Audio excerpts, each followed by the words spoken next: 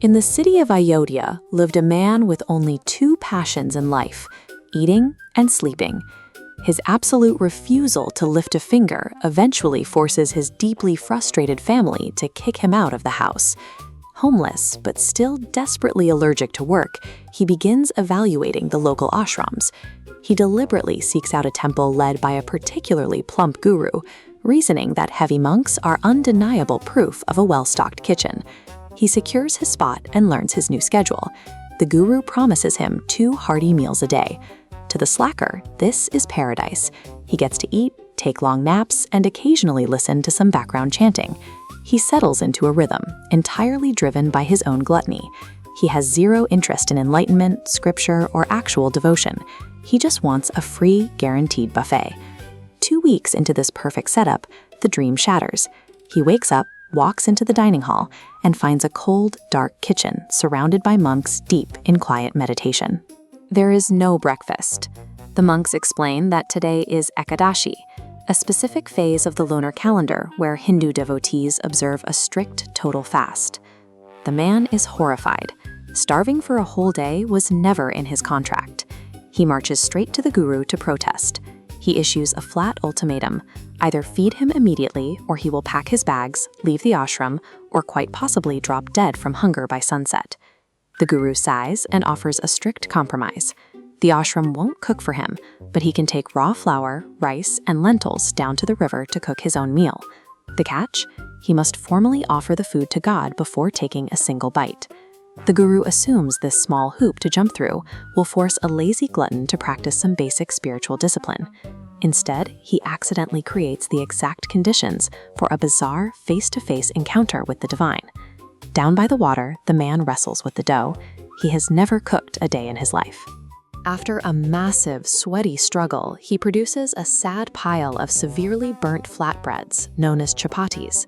Following the guru's orders, he places a sacred tulasi leaf on the ruined food.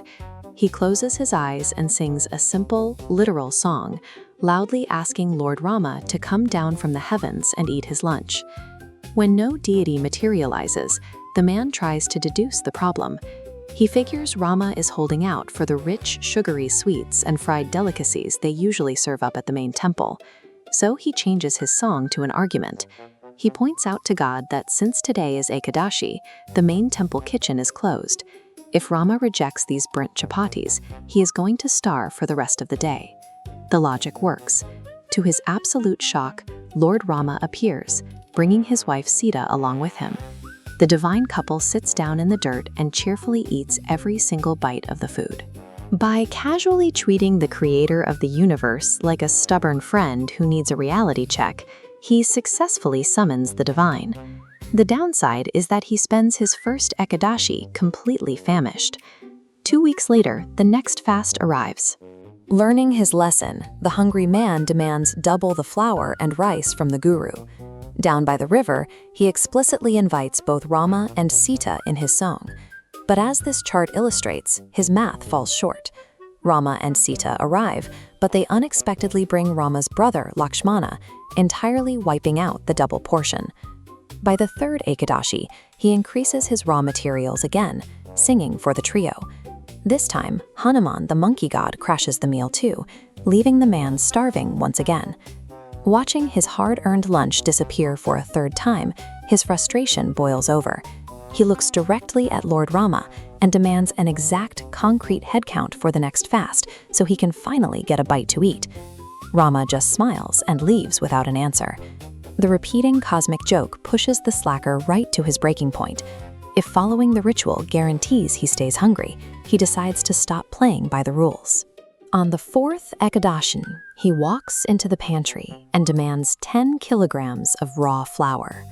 The guru hands it over, but quietly trails behind him, entirely convinced his lazy student is secretly selling the supplies in town. Down in the clearing, the man's rebellion begins. He refuses to gather wood or light a fire. He simply dumps the heavy sacks of raw ingredients into the dirt, sits back, and loudly calls out to the whole group. Instantly, the clearing floods with light. The guest list expands far beyond the core four. Bharata, Shatrughna, Queen Kausalya, the entire extended royal family of Ayodhya materializes right there in the forest. He looks at the massive crowd, points a finger at the sacks of raw grain, and tells them that if they want lunch, they can cook it themselves. He then lies down under a tree, closes his eyes, and goes to sleep. The deities do not strike him down for his insolence. Instead, they get to work. Sita begins happily kneading the mountain of dough, while Lakshmana heads into the brush to gather firewood. In his total exhausted surrender of the formal ritual, he achieves an incredibly rare state of spiritual intimacy. He is no longer serving God. God is cheerfully cooking for him. This is exactly when the guru bursts out from the bushes. Seeing his student asleep next to a pile of flour, the guru starts screaming at him, completely blind to the glowing deities chopping vegetables right in front of them. The lazy man opens one eye, sighs at the noise, and casually asks Lord Rama to please make himself visible so the old man will stop yelling. On command, the veil lifts. The guru is suddenly staring face to face with the supreme beings of the universe, casually preparing a picnic. The guru drops to his knees in tears. He realizes that his decades of strict fasting, flawless chanting, and rigid discipline have been totally outmatched by this slacker's blunt honesty.